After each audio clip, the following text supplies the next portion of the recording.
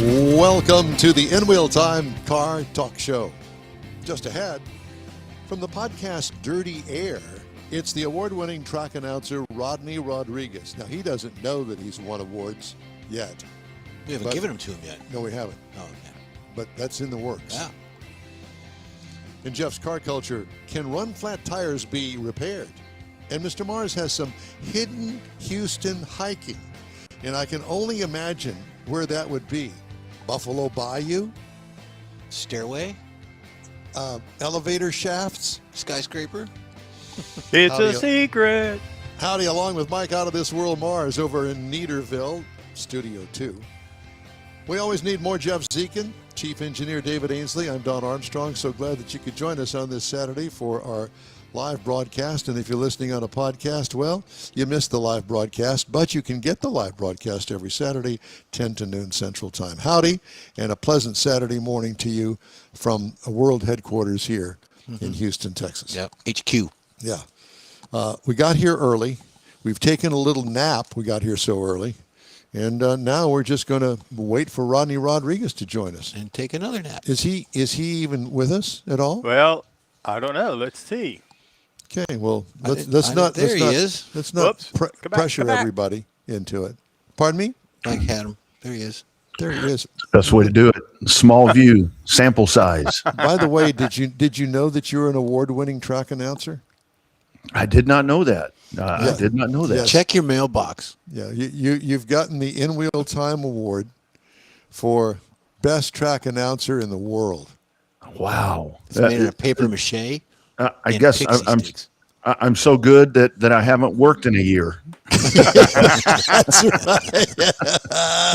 You're being picky about which jobs you take. I'm one and done. One hit wonder, gentlemen. Yeah. One hit wonder. Do you ever follow any of those track announcers that do like World of Outlaws? And I mean, that's a specialty that I'm impressed with.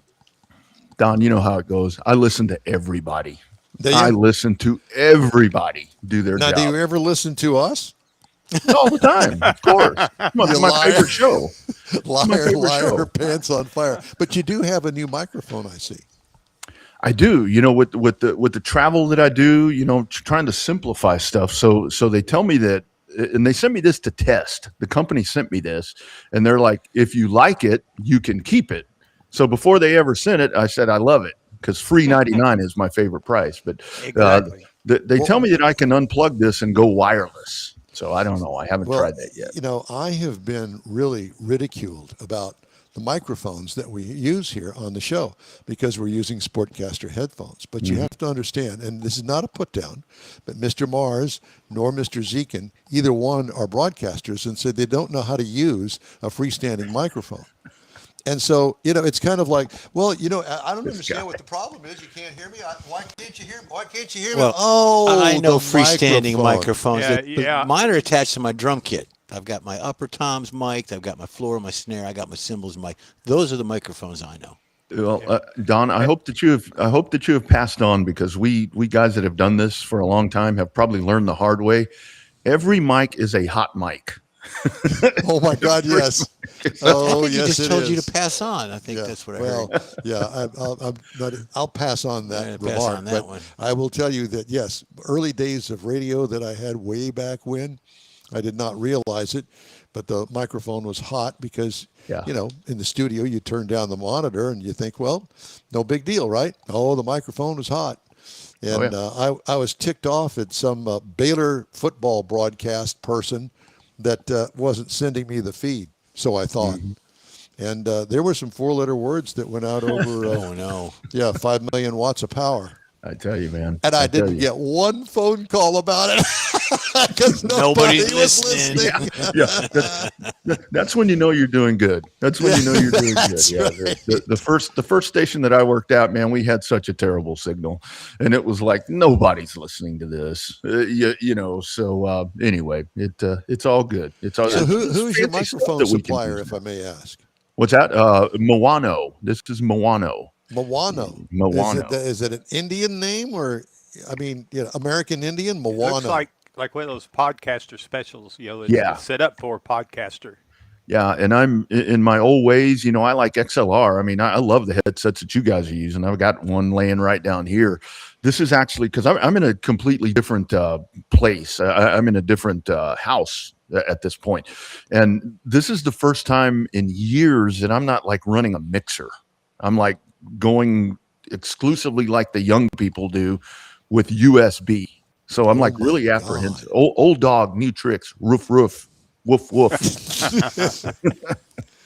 Well, speaking of old dog, new tricks, how are things on the roundy round circuit? You know, dirt, once again, especially in this part of the country, Texas, Louisiana, and so forth, just continues to be the driving force. There was a factory stock race in Greenwood, Louisiana, Wait a minute, last factory stock. factory stock. So that's a steel-bodied Monte Carlo type Okay. car that very. They say the engine package is very stock. They run on asphalt slicks, old pull-offs. It's really the popular class in this part of the country. There was a It's race that, affordable. yeah, the twenty Well, I thousand mean, dollars that, for a chassis. Comparatively speaking, it's affordable. It's supposed to be. See, Yeah. that's the thing. You pay $20,000 to get you a custom built chassis, but the affordable part is you use the asphalt pull off that only costs $30. So it's Oh, all there in you go. There you go. word manipulation. But they had a race at Boot Hill Speedway in Louisiana, and 128 cars entered.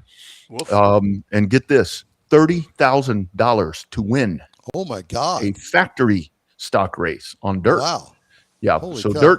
dirt continuing to do really good things. Asphalt is just plugging along. It's just not the forte here in this part of the country. Unfortunately, Houston's still the only track in the South. I mean, unless you get to out to Florida and Georgia and those areas. But dirt is doing extremely well. Lots of great dirt tracks in the state of Texas, including 105 right there, somewhat in y'all's backyard, Yes. that are doing really good things. Well, so let's talk about drivers. Are they young? Do you have some old drivers in there too that have been around the track a couple of times?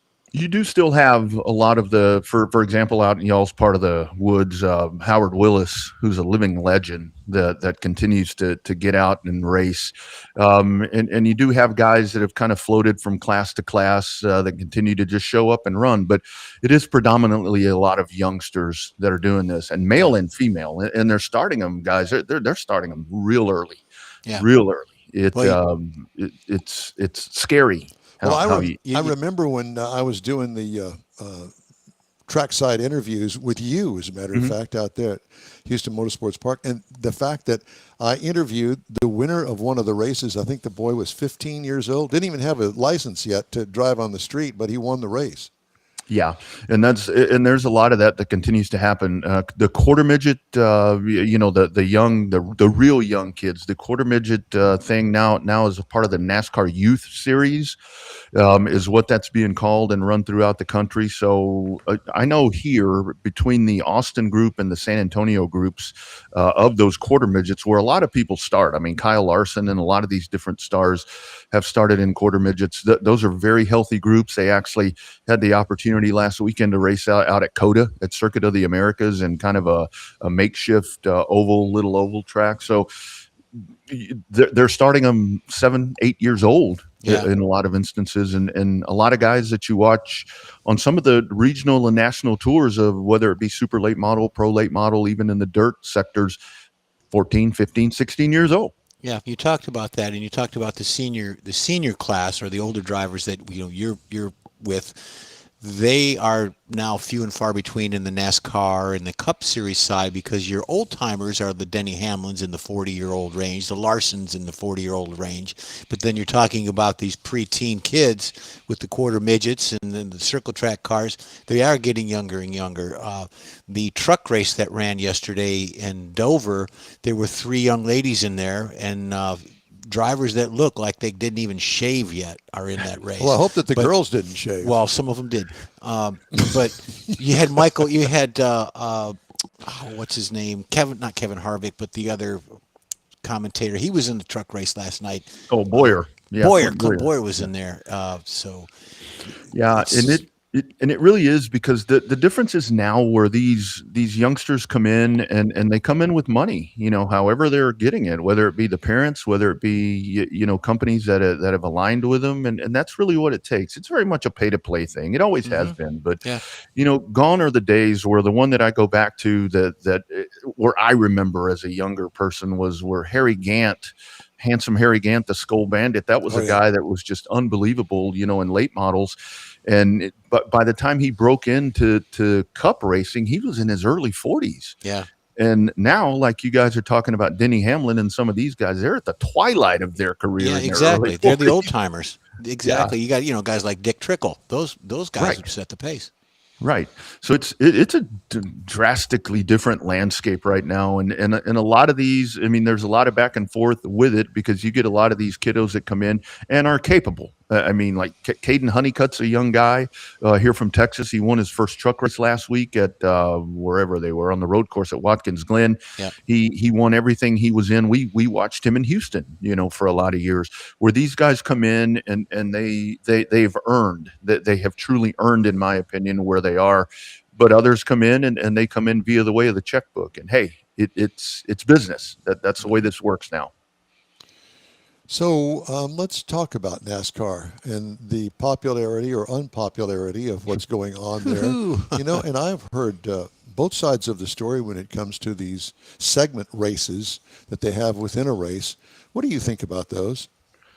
I like them, because what you're going to have with the segments, it's going to cause restarts. And the one thing that these segment breaks do, two things for me.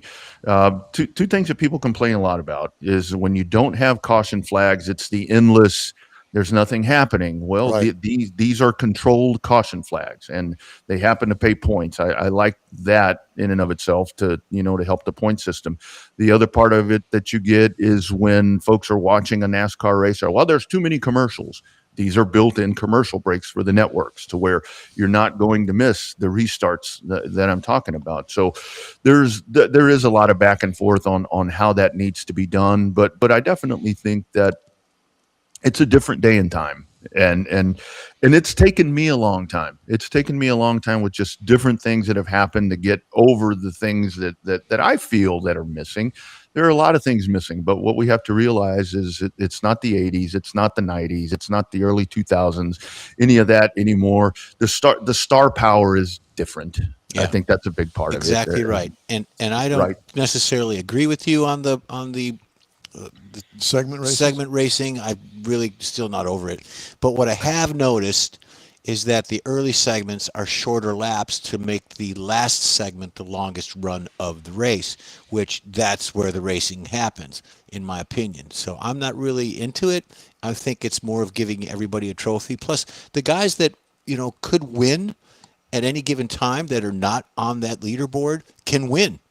And they can move up. So it's more of, okay, we got this group of 10 or 12 or 8. They're the ones that are going to race for the trophy. No, let everybody race for the trophy. That's the way I look at it. And so much of this really is, to me, that the car is the problem, if you want to call it a problem. I mean, this is a race car. This is a full-blown race car. You can call it a sports car or a kit car or whatever you want to call it. But, I mean, this is a car to where, I mean, it doesn't move around a lot. I mean, the engines don't blow. I mean, it's they call it bulletproof, and it somewhat is. And the weird part to me, I think, where a lot of people, if you play those video games and all these different, which I try to do, but again, I'm not that tech savvy that I'm any good at that stuff. But you watch this Gen 7 race car, and there's this massive hit, where it hits the wall and it doesn't even get wrinkled. It just kind of keeps going, Well, it's all part of safety too with the soft walls and things. But I agree that the car is the issue, because every year somebody's whining or crying about, the car doesn't do this and the car does that. And it's terrible. I happen to think, and this has nothing to do. I've said this for the last 2 years before the company that I got involved with as part of the O'Reilly series, to where that's a better race car. You can actually still get into that race car and you can work all four corners of it. You can do different things setup wise. You can go in and modify it as the race is going on. It's a racier car. It isn't as indestructible as the Cup car is. To me, the Xfinity, or God, I hope the wrong person doesn't see this. To me, the O'Reilly series is really the one that generates the best racing right now. Very competitive. The rivalries are there, it seems like, and it doesn't matter if you put them on an intermediate, a road course, or a short track. You're going to get a weekly dose, and there are over 1 million people watching those races on the CW, on over-the-air TV, and the networks can't draw anything. It seems like on Sundays. Yeah. Well, as a matter of fact, we're going to have a guy by the name of Andrew Chapman on the air with us next hour. He's also a driver in the ARCA series. Nice. He's coming up, yeah. And I remember ARCA back in the day when I went to Talladega and stuff. ARCA was the Saturday race, and there was none of what we got now today. And then the Winston Cup was on Sunday. But the ARCA series had a lot of action in it and a lot of competition, and they weren't all in one big pack, but they were at least on the same lap, but they had mini Pockets, packs little throughout pockets. the lap series. And I found it really exciting and fun to go to, even though it wasn't as popular and you didn't know all of the drivers. It was a great series. And so I'm a big believer in those underlying series that lead up to the Cup. Yeah, the Automobile Racing Club of America produced so many great drivers. Benny Parsons, I mean, the list goes on and on. You know, Jack Bowser was a guy that maybe a lot of folks haven't heard of that came through ARCA. But you know what happened, and ARCA is one of those series where, like where I talk about with the youngsters that come in, to where people instantly go to, those youngsters are going to ARCA. They're starting out in ARCA, and that's where they begin to ascend. And ARCA, where ARCA kind of changed was when it became a NASCAR somewhat entity. And that, you know, for a lot of people, guys, you know this as well as I do, to where like anything related to NASCAR these days is not good. Yeah, gobbled them up. Right. Got them, Yeah, you know. yeah. So it I don't know, man, but it's a great couple of weekends that are coming up. You've got the All-Star events that are going on at Dover today and tomorrow with the trucks and O'Reilly and the Cup. And then my favorite day of the year is next Sunday, because I'm a stock car guy and all this different stuff. My favorite race of the year is the Indianapolis 500. Favorite race. We got some Favorite things race. coming up. And to that note, I think there's a young lady that's going to run the double for Indy and the, was it Coca-Cola? Yeah, the Coke 600. the Catherine 600, Legg. yeah. There's a young lady that's going to do it this year. She was time trialing yesterday at Indy. But Yeah. you mentioned, you talked about saying the wrong word or the wrong series. If they quit changing the name so often, people would remember what series it is. Yeah, That's right. yeah. Bring back the That would help. cigarettes. Yeah, bring back Winston. Yeah, how about that? Yeah. Ooh, it's got something flying in here. But yeah, Catherine Legg is, and again, that's another story to where a lot of folks are instantly going to the negative, but folks need to do a little research on Catherine Legg, because that is a very accomplished race car driver.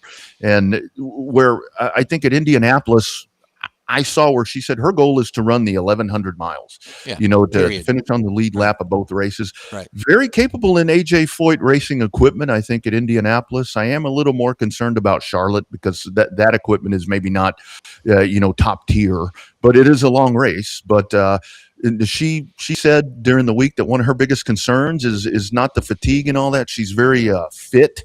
She's concerned about, she eats every 2 hours, she says, as she trains. So that's kind of one of the things to be watching next week. But I'm glad for Catherine Legg. I'm a huge Catherine Legg fan. Well, I she's think had a rough tremendous. career getting through all the places because she wasn't treated right in the Cup stuff. So enough said. Ronnie, it's great to talk to you. What do you got on your schedule for the next couple of weeks? Not a damn thing. I Good for am you. actually. I'm actually home throughout the month of May, and then I hit the road in June for work. I'm doing it's called a hot rod tour that I'll be traveling through Illinois and Missouri, and it's a week-long thing. I'm back for a week and a half, and then I hit the NASCAR tour on some stuff. But we'll continue to produce content. Again, that's why I got this microphone, because I can take it with me, and continue to try to win awards like you guys. From one broadcaster to another, I will tell you that the microphone works really well. It does. Sounds good. Tell your Appreciate folks it. there that supplied it to you that they did good. And you did deal. good, too, and it's always You great to did talk to good. you, my friend. You take care of yourself, and let's stay in touch. Be well, guys. Y'all have a great week, and stay safe. Yep, Thank you you too. very much. Thank you, sir. got it, man. Hey, just ahead in You bet. Jeff's Car Culture, can run flat tires be repaired? And Mr. Mars has Houston hiking in his Driving Destinations feature. Weird, but we're going to figure that one out. It's all coming up after this break here on the In Wheel Time Car Talk Show. Stay with us. The Tex-Mex dining experience is defined by Lupi Tortilla, your destination for Texas's best beef fajitas and frozen margaritas. Since 1983, Lupi Tortilla has served authentic and time-tested recipes made with the freshest ingredients. Atmosphere is part of the award-winning experience at Lupi Tortilla, all developed in a little house near Highway 6 and I-10 in Houston. Visit any of the Lupi Tortillas and you'll see the same attention to detail in each and every location. Start your Lupi experience with queso flammeado and guacamole, along with a classic frozen margarita. Dine on famous Lupi beef and chicken fajitas or pepper shrimp brochette, or a fish or vegetarian entree, and finish with a scrumptious flan for dessert. Find Lupi Tortilla in Houston, College Station, Beaumont, Austin, San Antonio, and Dallas-Fort Worth. There's a Texas location near you. The recipes are authentic and time-tested. The ingredients always fresh. Lupi Tortilla. Eats pretty good. Apple or Android, In Wheel Time podcast can be found everywhere, on the stream and through downloads. Whether you're on the road or at home and searching for a fun car talk show, give In Wheel Time a try. Honest new car reviews, fun, informative interviews with real car people, weekly automotive news, features like Jeff's Car Culture, Mike's Driving Destinations, all on In Wheel Time.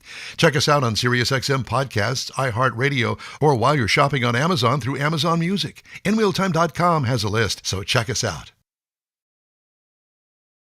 It's 10 to noon Central Time every Saturday for our live show about all things automotive. We hope you'll get a whiff now and then. Thanks for being with us today. Time now for Jeff's Car Culture. Run flats. Can they run with plugs? Can they? Well, let's check it out. First of all, run flat tires are an increasingly common type of tire on passenger cars. Manufacturers like BMW or the high-end vehicle producers, manufacturers, are mounting them on cars instead of equipping them with spare tires. Doing so saves weight and space, plus run flat tires are considered both safer and convenient to run than standard tires. If there is a puncture, the air escapes from the tire. The tire is designed not to collapse, but to ride the weight of the car on that sidewall, so sudden decompression would not lead to the driver losing control, which makes sense. Modern cars have tire pressure monitors that warn the driver to slow down if a pressure drops. Now, mine did that when I had my flat. The light came on, it dinged, and you could feel it going down. So here we go. The safety and convenience of run flats come at a cost of construction that is different than the normal tires. They are more expensive to produce. If a normal tire is punctured and the resulting hole is not too large, the tire can be repaired with a plug. Run flat tires, though, are a different story. So here we go. Run flat tires construction is based primarily on the idea that a short, thick sidewall can support the tire, share the weight of the car for at least a little while. Although the ability to operate one as the air escapes is dependently partly on whether the rupture is located. Is it in the sidewall? Is it in the tread area? A hole in the tread surface is more likely, and that is what the tire is designed to handle. A slash to the sidewall may compromise the performance. You've got some pictures there of how that actually is supposed to work and carry the load. Regardless of where the tire has been penetrated, the result is that the sidewalls of the tire are supporting the entire weight that the pumped up tire is supposed to hold. The stress placed on the sidewall is much greater than normal. It is not impossible for run flat tires to be able to continue functioning. There is a place in Europe, the product in Europe is called a Phenabel. It's a bulletproof tire rating that calls for it to run even after the sidewall has been pierced with a 7.62 millimeter bullet. However, for civilian run flats, any decision to patch a tire needs to be taken up and reviewed with the condition of the sidewall and the person that's going to do the patch or patch plug. It is physically possible to plug a run flat tire if there is a puncture in the middle of the tread. A technician certified to work on run flat tires should check the tire and determine whether it is repairable, as the inspection process is different for run flat tires than it is for a regular tire. Factors such as whether the tire is deflated completely or how fast it's gone down, how long it's been driven on, these are things that all need to be considered. Whether you should plug a run flat tire depends partly on the manufacturer. Some tire makers, such as BF Goodrich, permit one plug or patch. Others, such as Bridgestone, mandate that the tire must have at least a 15 psa while punctured, in other words, holding more air as it goes down. Others, such as Pirelli, warn that plugging a tire under any circumstances will void the warranty. I call hogwash on that.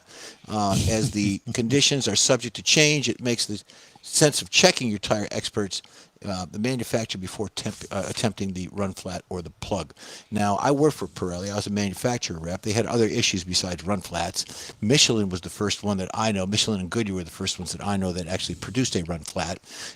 Yes, they could be driven 50 miles at 50 miles per hour, but so does your Space Saver spare. So what they did was they incorporated a Space Saver spare into the daily driver tire that you have in your car, because they will run 50 miles an hour for 50 miles. So they can be done. They're a little bit more pricey. They are a harder, firmer ride. You're not going to get the stickiness like a large proportion aspect ratio tire on a performance car.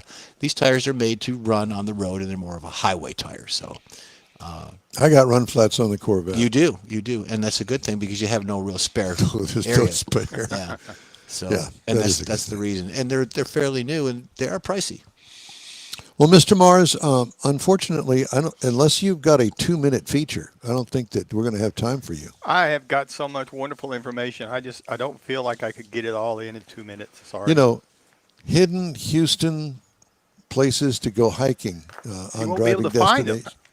Well, there's that. That's why we have you to tell us where they are. So why don't we move your driving destinations to the next segment, and we'll dance with that. Is that okay with you? It works fine. Our next guest is in the waiting room, so that all works out great. All right. Perfect. Well, why don't we take a little earlier break than we normally would, so we'll have plenty of time for Jennifer Jordan to join us, along with Mr. Mars driving destinations, if that's okay with you guys. Very good. Spot on. All right, very nice. The N-Wheel Time Car Talk Show continues with so much more right after this. Stay with us. Your car is a direct reflection of you, so don't be satisfied with color fade or a dingy, dull appearance. Get rid of those terrible automated car wash scratches. Gulf Coast Auto Shield is your Save the Paint company. John Gray and his team of detailing experts can help your cars finish without a full repaint. Searching for real experts in window tint or windshield protection? Gulf Coast Auto Shield. Dash cams, radar detectors, Gulf Coast Auto Shield. Got a new car? Get it protected as soon as you take delivery. If you don't know which of the multitude of protection products to go with, John Gray will give you an honest opinion and won't sell you something you don't need. John will help you understand the many options and pricing right on the spot. He's your guy to have your ride looking its best and protected too. See the state-of-the-art shop yourself. Free tours anytime. Gulf Coast Auto Shield is easy to get to, located just south of the Southwest Freeway on the Sam Houston Parkway.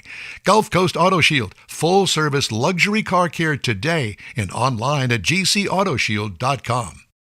Gift giving should be meaningful, and we have an idea. A hand-painted custom illustration of your car from one of the nation's leading artists.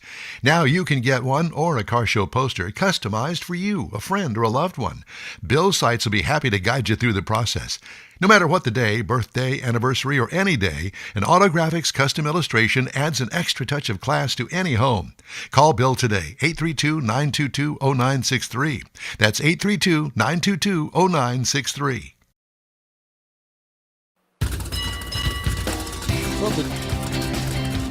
From the Dual City Studios in Texas, USA, it's the award-winning N-Wheel Time Car Talk Show. Just ahead, Jennifer Jordan on the Hot Rod Build-Off. All right. Jeff will have the cruise in and events calendar. Mr. Mars is going to get to his hiking in Houston driving destinations Can't wait. segment. And I'll bring you stories making automotive news this week. Howdy, along with Mike Out of This World Mars. We always need more Jeff Zekin. Master Studio and Transmitter Engineer David Ainsley. I'm Don Armstrong. So glad that you could join us on this Saturday. If you're listening on a podcast, thank you very much. We appreciate that as well. All right, let's get to our first guest, and that is Jennifer Jordan, partner in the Mother Cluckers store in Victoria, and troublemaker with the Hellions Car Club. Jennifer, I mean, the list goes on and on. You've got your fingers in the pie and lots of stuff here. She's a bad girl. That's right. That's right. Well, it's great to have you with us this morning. And so let's talk about your background and Car Club, Hellions Hot Rod Riot, and this Hot Rod Build-Off that you've got going on. let's talk about that. That's coming up in November, but I understand that June 1st is when the build-off starts. Am I correct?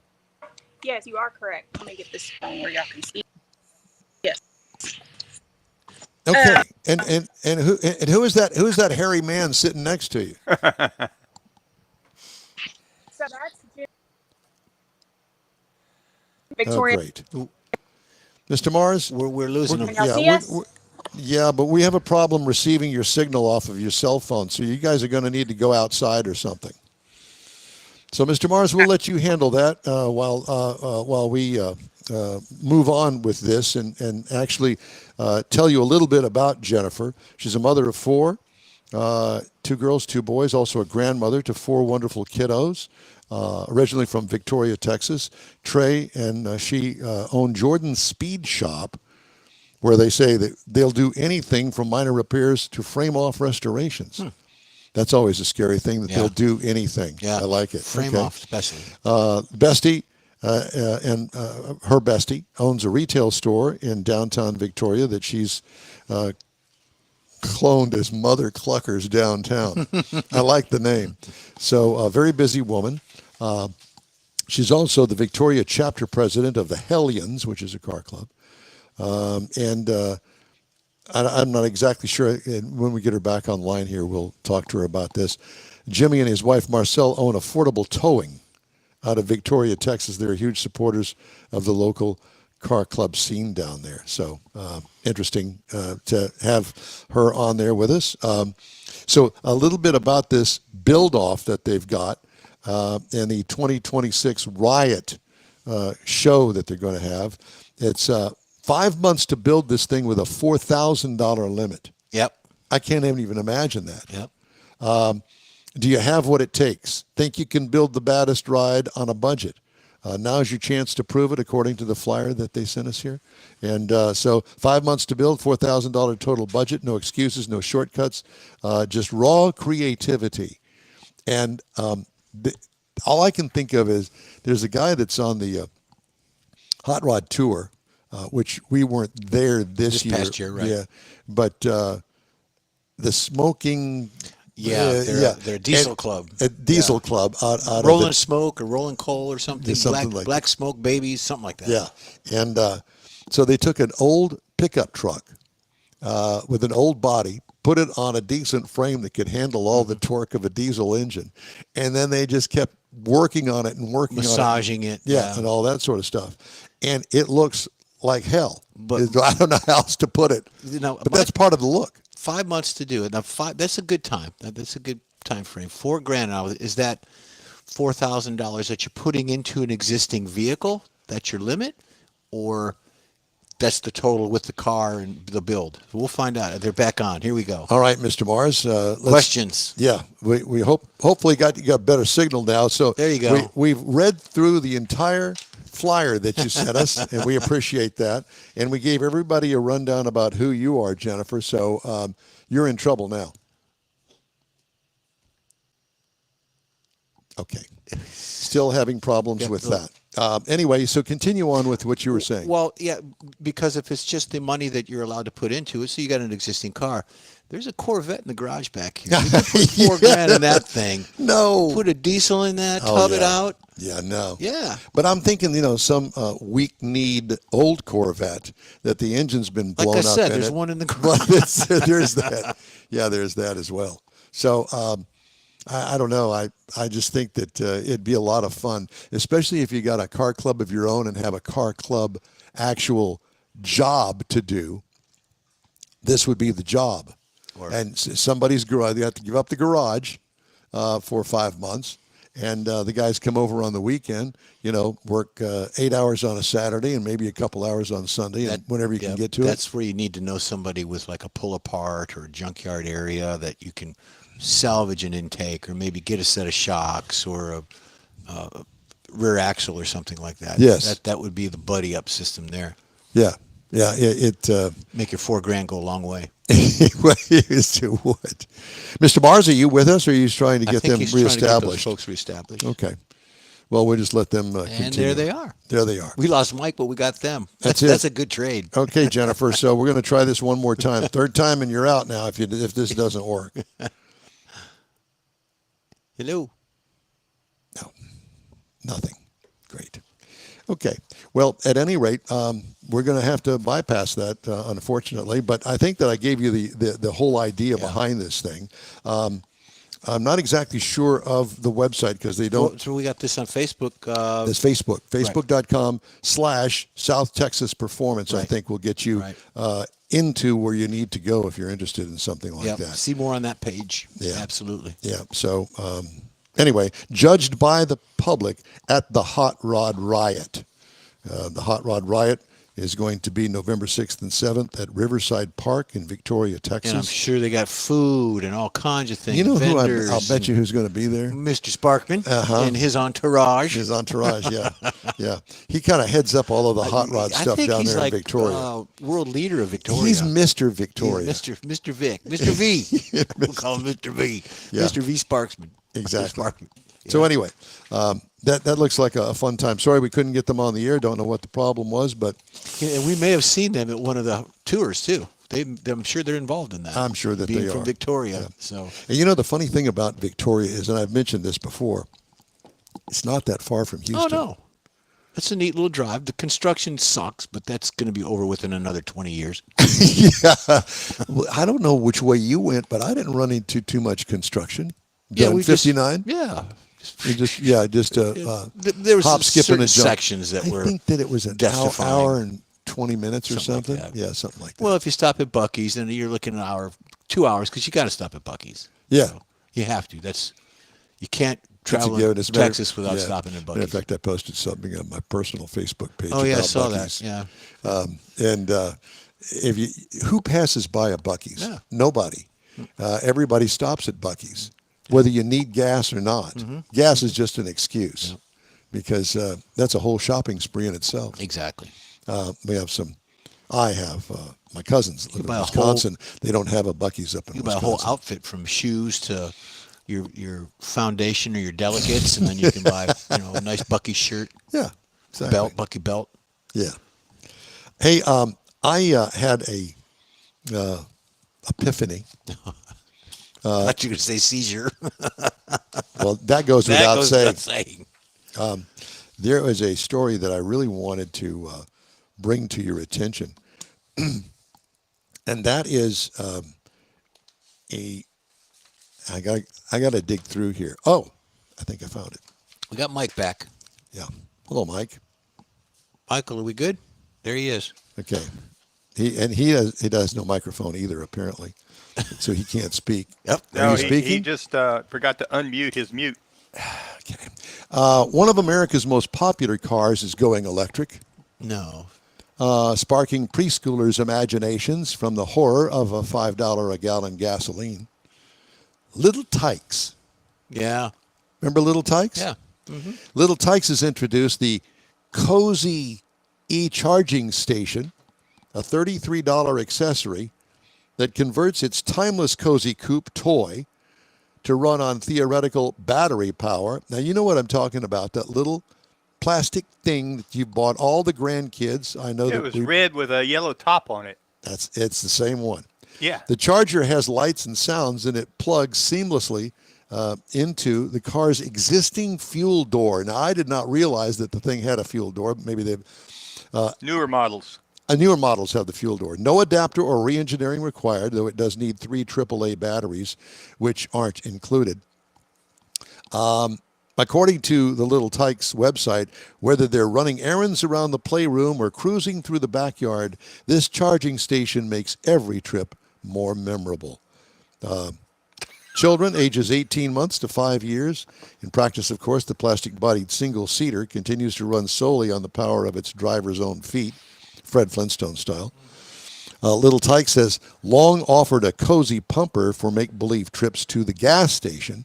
Cozy Coupe has been ruling toy-strewn driveways and suburban sidewalks for nearly half a century now, logging sales of up to 500,000 of them a year in the 1990s. Its $65 suggested retail price easily makes it the cheapest EV around, though ill-suited for trips outside the neighborhood. I think we bought both of our You know, a girls little one of those fun things. fact Oh on yeah, I that. think everybody had one. All Little of us Tykes bought them is- for our kids. Little Yes. Tykes is owned by a company, Allplay, and I actually am the account rep for Allplay for shirts. Seriously. Yep. Well, you know what? We ought to get them to send us the toy, the little electric charging station along with the thing. see what And we what can we'll do, what we'll do is we'll donate it to the Toys for Tots when it comes time at Christmas. Yeah, I think they for already have that tailpipes and Toys tacos. for Tots wrapped up, but I'll find out. But yeah, I do the shirts for him. Yeah. We'll do it. John Cole. John Cole's the. All right, John. If you're listening to the show, He supply does a us. lot of traveling. That guy's hard to get a hold of, but we'll find I out. can see Yeah, it now. in a tiny tyke Electric one. electric. Yeah, I can see it now. 20 years from now, all these little kids that have grown up, they're going to be going to the therapist, and they're going to be saying, "What's the earliest memory you had?" Oh, I had a little tiny tyke, and I was on the driveway and hit a puddle, and I got Electrocuted therapy. with those batteries that are not Yes. included in the set. The 3 AAAs. Well, there's something for you, so There you go. I'm sure you can order the thing online. And if you've already got one and you need an electric charging station or a gas station as well, apparently, Battery station. yeah, you can order it and get one delivered to your front door within moments. There's a big news story this week. I think it's big news. They're all big news. Big. Toyota, North America, may build a $2 billion assembly plant adjacent to its current Texas truck plant, with construction starting as early as this year, according to documents filed with the Texas Comptroller of Public Accounts. If the project is approved, it would become the automaker's 6th U.S. assembly plant when output begins in 2030. Wow. Now, they haven't said what they're going to build there, but knowing Toyota, it's not going to be a singular place, a singular output assembly Yeah, plant. right. But what's in the first paragraph? First line. Yeah, says one of the they're stories I read considering. is that it was going to be the Tacoma. Well, the Tacoma is currently running off the Tundra Yeah, plant. the 1863 or whatever line. Well, whatever. That line. Yeah. But it That's says that it may be. high-end Tundra. Well, I know it says maybe Yeah. because nobody's willing to show Commit. their hand. Commit, yeah. But I can tell you that this is going to happen Okay. with confidence. But don't ask me why I got the confidence. Well, but what else can they, Toyota listen, build? they wouldn't be touting this A thing. news- It's, yeah, a it's news called release. Project Orca. Submarines. They're going to be building Yeah. submarines. Yeah, in San Antonio. Yeah. Perfect. And launch them in the Riverwalk. I doubt that. And when they had that big rain, we just had the big rain coming through there, evidently. Was it you telling me that all those restaurants got flooded on the Riverwalk, or most of them? Yeah, Amazing. yeah. With the big rain that went Yep, through there. yeah. Texas weather is weird, Yeah. especially in the spring. You never know. In the fall, it's usually hurricanes, but in the spring, it's these monstrous weather systems that roll through and stay stagnant over the area and dump feet of rain. Yeah. We're Well, familiar with that I here. want to tell you that this season, you get a little bit of rain, you get a little bit of heat off, every few days, which is perfect. My yard, the flowers, the veggies, everything is awesome. So keep that cycle going Yeah. Okay. if you're out there listening. I don't know whether you saw the news, but I saw it actually this morning, the story. And I've seen it online as well. Waymo recalling thousands of robo-taxis to fix a software issue that could cause the autonomous vehicles to drive on flooded roads, speaking of flooding. The recall affects 3,791 vehicles equipped with the company's 5th and 6th generation automated driving system, like we would know what that is. That's according to documents posted on NHTSA's website. The robo-taxi business is working on a final remedy to address the problem, according to the agency. The decision stems from an April 20th incident in San Antonio where an occupied Waymo robo-taxi encountered an untraversable, I didn't even know that was a word, an Can't cross it. untraversable flooded section of a roadway, according to the documents. Rather than avoid the potentially dangerous street, the vehicle proceeded into the floodwater at a reduced speed. Waymo temporarily suspended robotaxi operations in the city after the incident. The company said it has resumed autonomous operations there, but has not yet restarted rides for customers. The story that I saw was that apparently there were many Waymos roaming this particular one neighborhood. Cul-de-sac. In the cul-de-sac. They all got caught up in there. Anyway. Does that say it had a passenger in it trying to not untraverse it or not? I didn't say. Although no one was injured and the recall is relatively small, the incident highlights the challenges for driverless vehicles to adapt to unpredictable weather and other unexpected roadway conditions without a human driver's judgment. Waymo's been rolling out its robotaxi service in cities across the U.S. in a growing competition with the likes of Tesla. NHTSA has two separate investigations into Waymo self-driving vehicles. One is probing an incident in which a robotaxi struck a child near a school in Santa Monica, California in January, while the other was opened after the company's cars repeatedly failed to fully slow or stop for school buses last year. Yeah. So the taxi knew enough to slow down before trying to traverse the untraversable water. Apparently so. Yeah. But it didn't know enough to stop and don't go through. Yeah, exactly. So they're working on that. We've heard those stories before.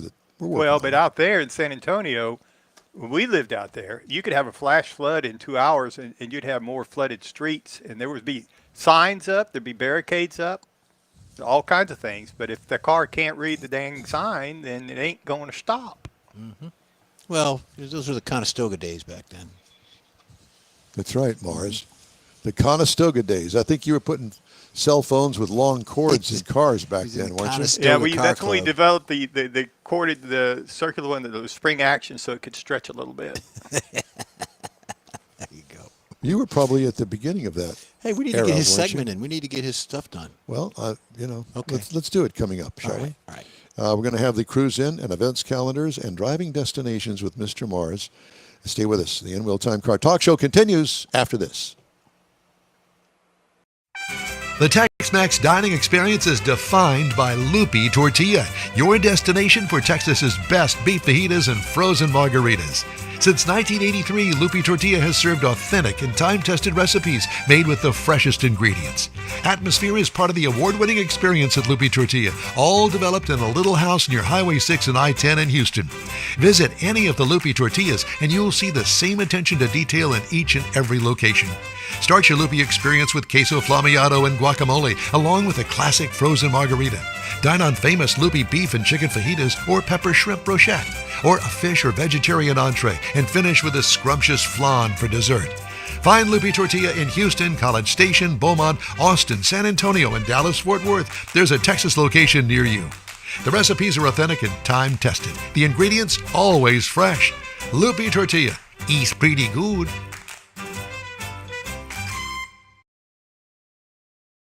The In-Wheel Time Car Talk Show thanks you for 15 wonderful years. Yep, our first show aired May 7th, 2011 on the local radio station. Then it was a move to the digital world and social media, and you followed. Thank you. We continue to build and grow our fan base, and it's all because of you and your auto enthusiast friends. We appreciate your support. It's always great to see you at our remote broadcast, too, and we hope you'll continue to stop by and say hello. It's been a great ride, and we hope to bring you more fun and adventure right here on the In-Wheel Time Car Talk Show. Live show every week, In-Wheel Time. Airs Saturdays 10 to noon on Facebook, YouTube, and InWheelTime.com. And, of course, if you miss it, you can catch 30-minute podcasts of this show at your favorite podcast store. It's free. Thanks for joining us today. You shouldn't miss it. Let's do the driving destinations with Mr. Mars, shall we? Yes, sir. I think we should. So where is it?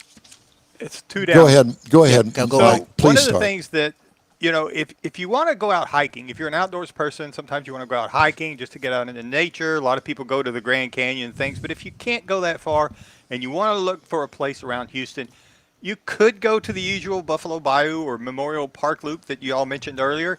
But there are other places that might be of more interest. For example, Terry Hershey Park.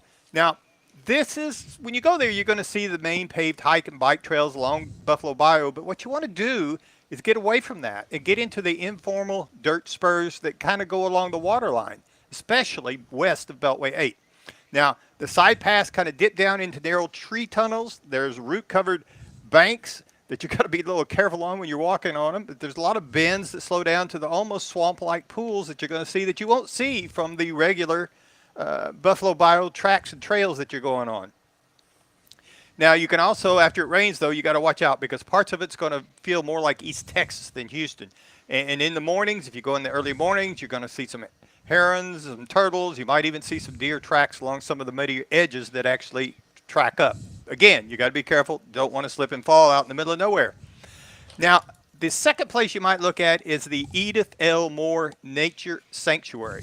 Now, this is kind of hidden in the city of West. It's a more on the west side of Houston. It's not real big, but it's got a lot of trees that make it feel much larger when you're walking on foot. Got boardwalk sections that kind of go through the shaded creek corridors.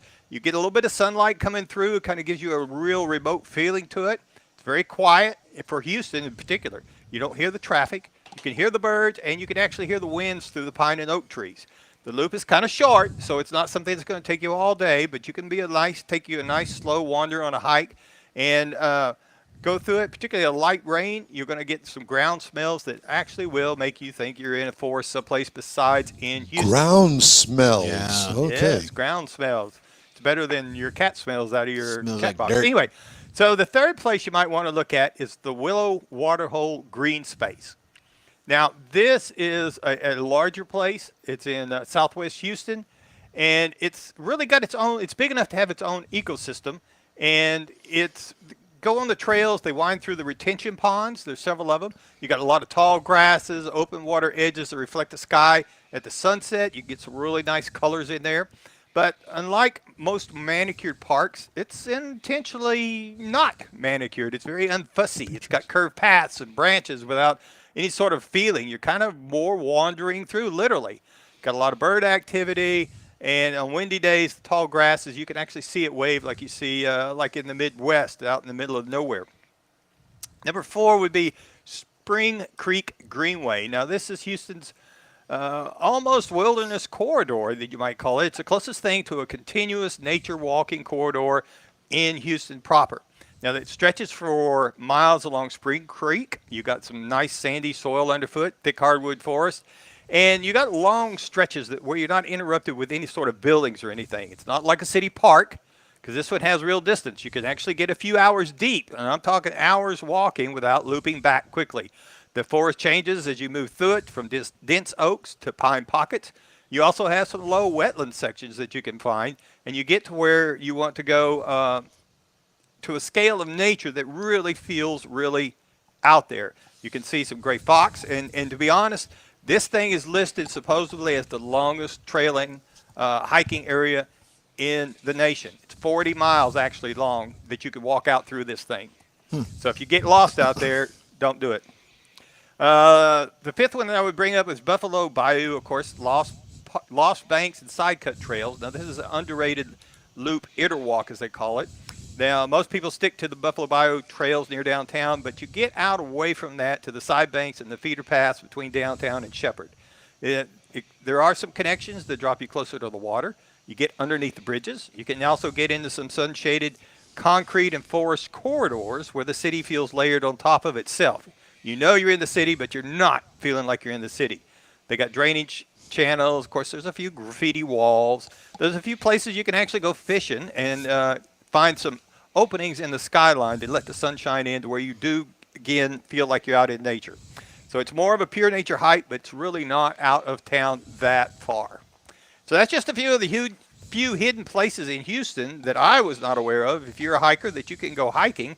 A couple of them are around town. You're going to have to drive to get to them, but they're there.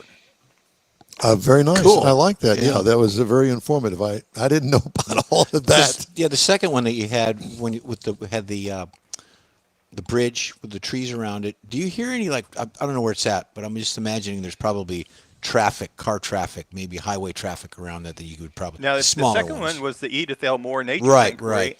And supposedly they say, which I haven't been there, but they say that you're far enough out that you do not hear all that traffic. Okay, that's what my concern was. Okay, cool.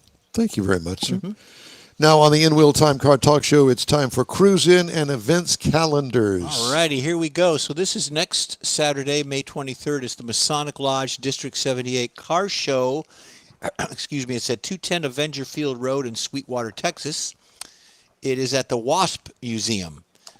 Wasp Museum. Wasp Museum. Wasp Museum? The Wasp Museum. It's the Wasp Museum in Sweetwater, I got one Texas. there out there in my back patio. They're swarming around that thing right now. It's got a big old thorax. We'll be given the best in show, best interior, best paint, best engine in the top 25. And then we've got, again, on the 23rd, Don's going to like this, My Car is Hotter Than Yours car show. This is actually in McLean. My car is red hot. Your car ain't doodly squat. It's at the Cactus Inn in McLean, Texas, 101 North Pine Street.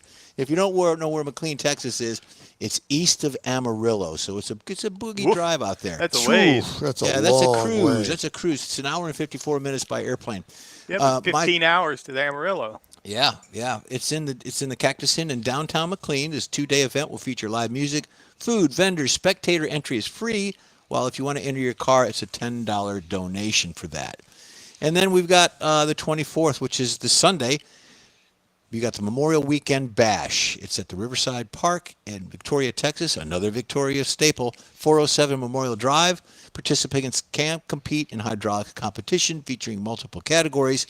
The event includes a $5,000 in payouts. Over 100 awards will be distributed. So go check that out. It goes from noon to 5:30 in Victoria at the Riverside Park. And then next Sunday, is the Autism Car Awareness Show. It goes from 3 p.m. Starts at 3 p.m. It is at 2509 Hendricks Street in Gladewater, Texas, which is in East Texas, Mike. You know that area. Yes, sir. All righty. $25. You have to say that with a little accent. That's over in East Texas. That's over there, East Texas. Over there. Martha. Begins at 3 p.m. and includes a $25 registration fee that covers a free meal. Okay. You can get those in prison, too. Attendees can participate in a 50-50 drawing. People's Choice Awards voting will close at 5 p.m. You got live music provided by DJ Scolo, DTV. I don't have any of his albums. And it's at the 2509 Hendricks Street, Gladewater. Be there. Check it out. Oh, my God. Well, ran across this interesting story. Former General Motors Vice Chairman Harry Pierce had such a keen interest in astronomy that he had a 7-foot fiberglass observatory built upon his home in Detroit's northern suburbs. Fully automated Astro Haven clamshell dome, and Pierce's collection of astronomy-grade telescopes are among the hundreds of items up for grabs during a 3-day estate sale that starts today. Wow. The sale is May 15th through the 17th. Wait, this is the 16th, so this is day 2. Yeah. The Pierce's 10,000 square foot home in Bloomfield Hills, Michigan. Know it well. The observatory is to be removed after the sale, according to Antiques on Main, which is handling the event. Pierce, who retired from GM in 2001, died in October at the age of 83. Perhaps best remembered for exposing the NBC's Dateline program, falsely rigged pickups to warn of their fire safety risk, if you remember that story. Vaguely. His blockbuster 2-hour rebuke on live TV prompted NBC to issue an extraordinary on-air apology and to pay all the costs GM had incurred in probing the false broadcast. It earned Pierce, then GM's general counsel, a promotion to vice chairman in 1996.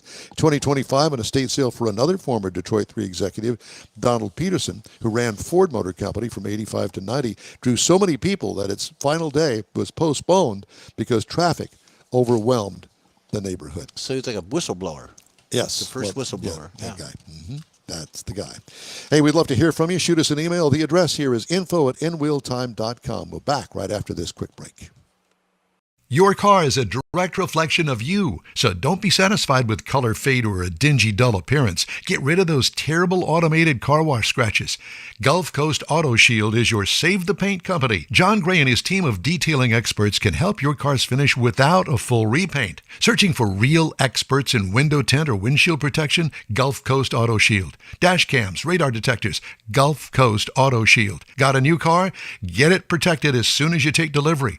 If you don't know which of the multitude of protection products to go with, John Gray will give you an honest opinion and won't sell you something you don't need. John will help you understand the many options and pricing right on the spot. He's your guy to have your ride looking its best and protected too. See the state-of-the-art shop yourself. Free tours anytime. Gulf Coast Auto Shield is easy to get to, located just south of the Southwest Freeway on the Sam Houston Parkway. Gulf Coast Auto Shield, full-service luxury car care today and online at gcautoshield.com. Gift giving should be meaningful, and we have an idea. A hand-painted custom illustration of your car from one of the nation's leading artists. Now you can get one or a car show poster customized for you, a friend, or a loved one. Bill's Sites will be happy to guide you through the process. No matter what the day, birthday, anniversary, or any day, an Autographics custom illustration adds an extra touch of class to any home. Call Bill today, 832-922-0963.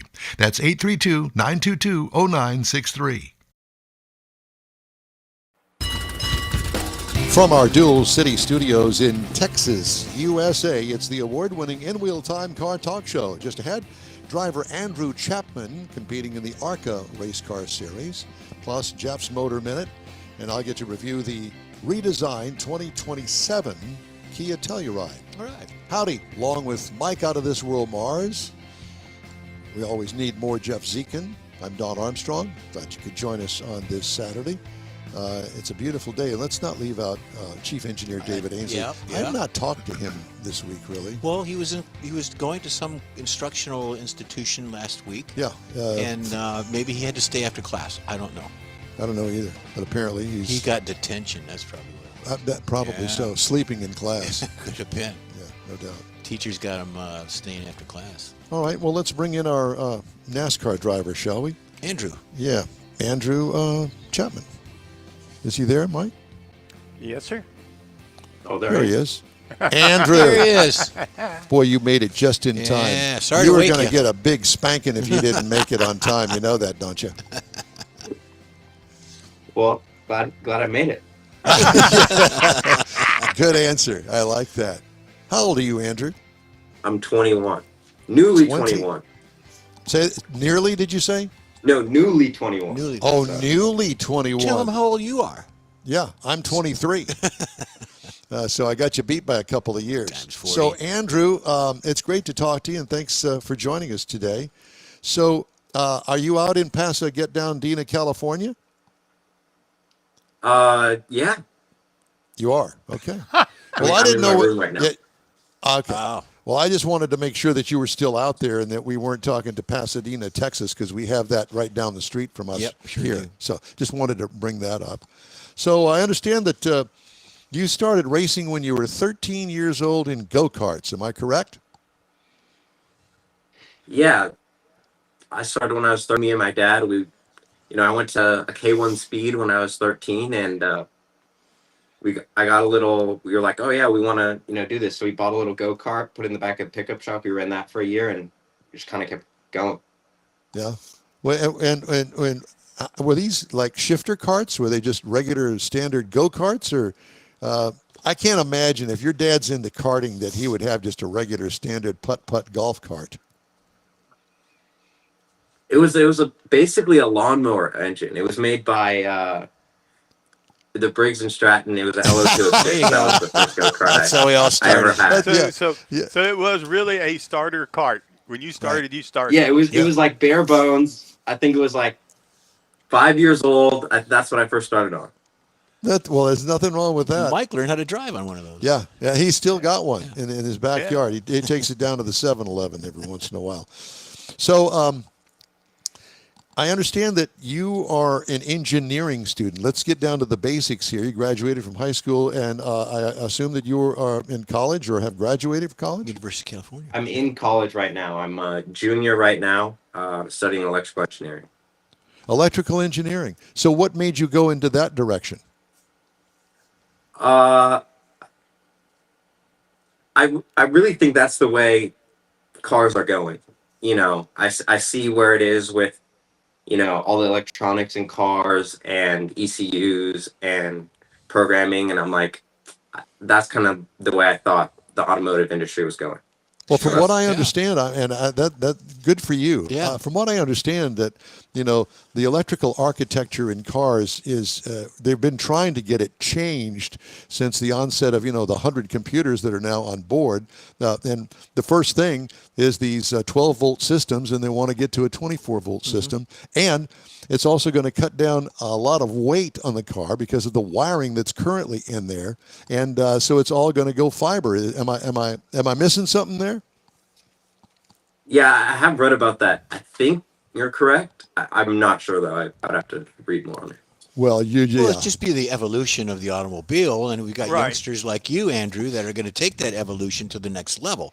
So, kudos to you for finding that niche there and working it out with your race car career. Yeah, and that goes with let's see, nature studies and let's talk about global warming and all of the other classes that you got to take to get the degree. Right? Am I right?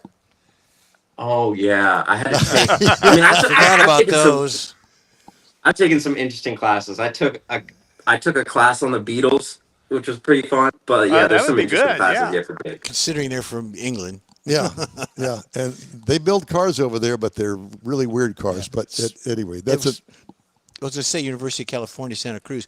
So a lot of girls out there, huh? For youngsters that are race car drivers? Unfortunately, I'm pretty focused on racing in school. Oh, okay. But there's always room. That He's means not there's gonna always a say. possibility. He's not gonna say. He's not going to say. He's not going to tip his hand. So you're it back. driving. I understand in the ARCA series. Let's talk about that, shall we? Yeah, So the ARCA series. how did you get the ride? First of all, I met Tim Huddleston. That's the team owner I raced for. I met him when I was, I think, 17. And then I raced at his racetrack at Irwindale Speedway. Rest in peace, it closed. But I raced at his racetrack in the spec late model division with just like me and a couple people. We were just working on the car, and I won a couple races.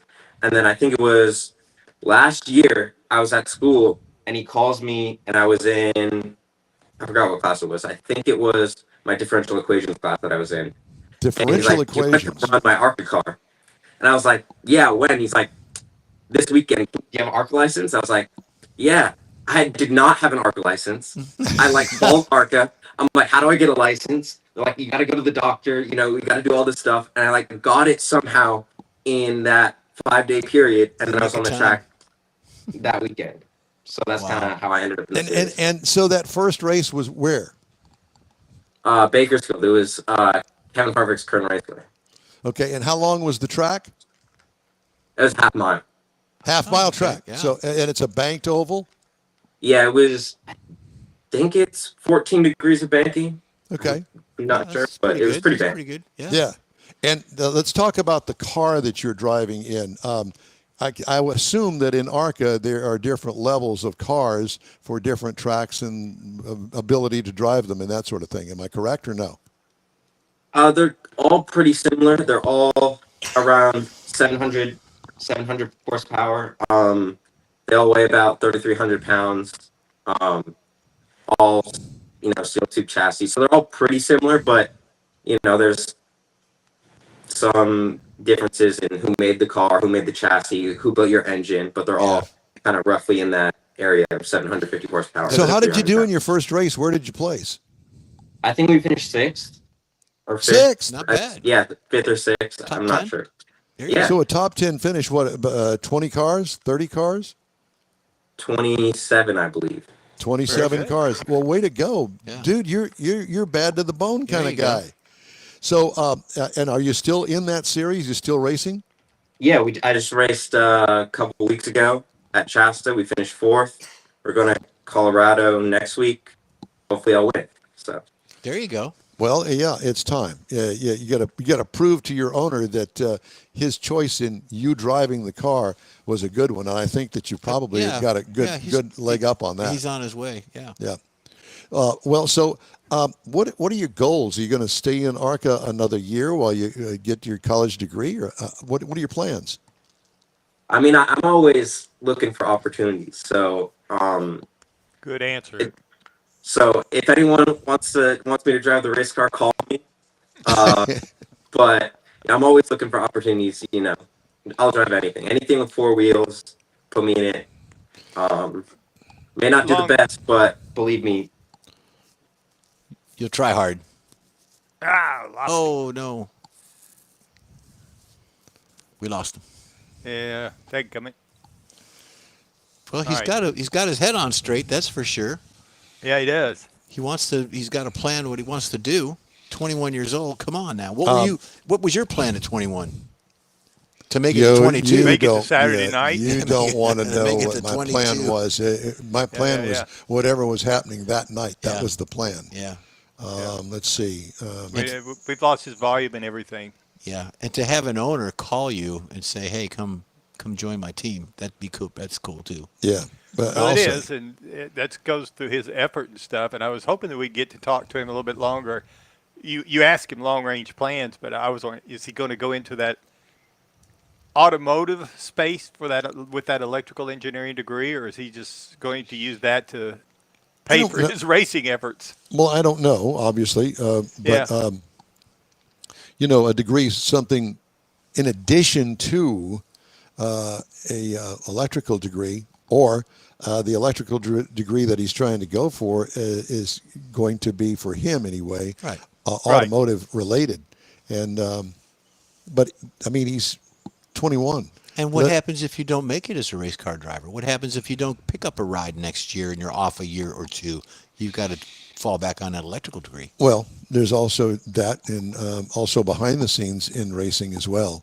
And listen, I worked with a lot of talented guys when I did the NHRA drag racing tour, and those guys that are in Formula One and IndyCar, they're making some really good money, and they're very talented, and most of them have a college degree in something. Yeah. And Some so, engineering field. yeah, exactly. So So they got to have that so they can kind of help the guys that are their crew set up the car. They got to be able to communicate. This is what the car is doing on the track, so that they can make adjustments. yeah, and as his bio reads here, his long-term goal is reaching the NASCAR Cup Series. right. As with anybody, I think that at his level, and obviously he's got a connection Yeah. with the ARCA Series, and Well, he does now. Yeah, yeah. absolutely. And the Cup Series owners pull from ARCA, the Truck Series. They pull from Well, every karts. They grow from the kart series. There is that as well. So I think that there's a lot of potential there for that boy. But it's His not- name is Andrew Chapman. But it's And not that was just one a of the reasons that I thought his story. We've talked to some of those young guys. One in particular that was already going overseas, still a teenager going overseas, doing really well. Family owned a track, so I mean there was a lot of support there in that regard. And here's his networking to kids- begin with. Yeah. Yeah, he's working out of the back of his dad's pickup truck between tracks when he's in the go-kart series. So I just thought it was really interesting to see somebody coming up that way. Yeah, but you brought up the point, Mike, that there's, he could get into something in the automotive, a niche for that electrical. But in any of the racing series we talk about, you got NHRA, you got NASCAR, you got Indy, like you stated. There are specialties. You've got a department or a team of people just for the shocks. And then you got a team of people in an NHRA just for the heads or suspension and computers. So each one has its own little department, little niche that he could get into or no Absolutely. more. Yeah. And then you go look at the sanctioning bodies like NHRA. They've got their tracks, IHRA, Formula One, whoever, NASCAR. I mean, they've got a lot of stuff going on there at their tracks. It takes a lot of somebody with an engineering degree to kind of set it up and keep it functioning. Right. Exactly. Yeah, well, and So there's all kinds of aspects. within those entities, there's always the guy that has got to pass your car with an inspection, and he's the Yeah. inspector. The safety And- guys. Yeah. Yeah. Well, not just safety, but the whole overall car. Is it got the right fuel injection system on it? Is he trying to cheat with something? Yeah. You Is know, there any there's all extra of that. fuel in the roll bar piping or anything? Dang, you found me out.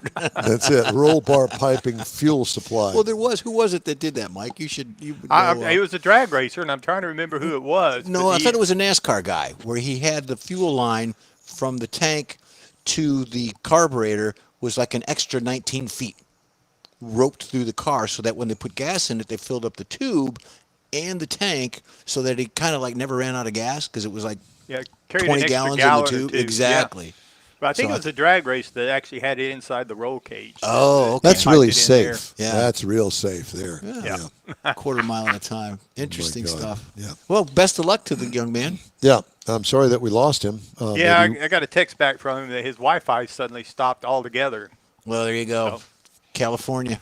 California, what can you say? There's that. All right. Just ahead, Jeff's Motor Minute, and I get to review the new redesigned Kia Telluride. When the In-Wheel Time Car Talk Show continues right after this. The Tex-Mex dining experience is defined by Loopy Tortilla, your destination for Texas's best beef fajitas and frozen margaritas. Since 1983, Loopy Tortilla has served authentic and time-tested recipes made with the freshest ingredients. Atmosphere is part of the award-winning experience at Loopy Tortilla, all developed in a little house near Highway 6 and I-10 in Houston. Visit any of the Loopy Tortillas and you'll see the same attention to detail in each and every location. Start your Loopy experience with queso flamiado and guacamole, along with a classic frozen margarita. Dine on famous Loopy beef and chicken fajitas or pepper shrimp brochette, or a fish or vegetarian entree, and finish with a scrumptious flan for dessert. Find Loopy Tortilla in Houston, College Station, Beaumont, Austin, San Antonio, and Dallas-Fort Worth. There's a Texas location near you. The recipes are authentic and time-tested. The ingredients always fresh. Loopy Tortilla. Eats pretty good. Apple or Android, In-Wheel Time podcast can be found everywhere, on the stream and through downloads. Whether you're on the road or at home and searching for a fun car talk show, give In-Wheel Time a try. Honest new car reviews, fun, informative interviews with real car people, weekly automotive news, features like Jeff's Car Culture, Mike's Driving Destinations, all on In-Wheel Time. Check us out on SiriusXM Podcasts, iHeartRadio, or while you're shopping on Amazon through Amazon Music. InWheelTime.com has a list, so check us out. Thank you for joining us today. You're invited to join us every week for a live version of the In-Wheel Time Car Talk Show. Saturdays, a regular time, 10 to noon Central on InWheelTime.com, YouTube, and Facebook. Or you can always grab a 30-minute podcast of our show from your favorite podcast store, and it is free. And amazing. Yeah. So let's do the car review first, okay? Got it, Mike? I had an opportunity to drive the 2027 Kia Telluride. Available trim levels, the LX, the S, the EX, the SX, SX Prestige, X-Line, and X Pro. I got to drive the X Pro SX Prestige all-wheel drive. So these are basically trim packages is what they are. And they name them different things, and they bundle up all these things within those trim packages. And usually it goes up the ladder to the top line trim called X Pro. So there you have it. This is considered a standard SUV. Seats up to 7 passengers, a 3-row. This is a complete redesign for 2027. Sharp looking, blunt nose, with a distinct lighting pattern up front, symmetrical wheel well openings with slab sides, rear vertical lighting, takes cues from the front lights, big, wide rear hatch that swallows up everything. Kind of good looking, actually. Yeah. What I love the beautiful design execution. What could use improvement? Nothing. Overall, it gets high marks for the design of this thing. It looks really cool, I think. Interior highlights. Our top-of-the-line X Pro interior trim and seat coverings are top-notch all the way. Now there's more leg room in the back seats thanks to a longer wheelbase with this redesign. Dual phone chargers. That was interesting right up front, up there on the center console. And big in-console cup holders are handy as well. Huge instrument and infotainment screen, one of the best that I've used. Cargo trunk room is kind of small with the third row up, as you would expect. What I liked about it, the design is modern, clever, and unique. I think that you'll really like it. What could use improvement? We couldn't think of anything. If you're in the market for something like this, definitely put it on your list. If you're in the market for a Suburban, this is something that would be a competitor to that.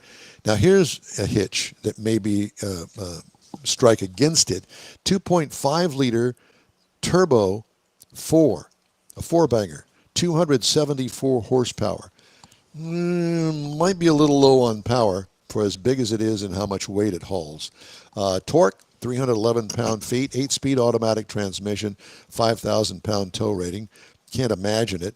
But 17 miles per gallon in the city, 22 on the highway for a combined of 19. I got 22.5 miles per gallon over 467.8 miles.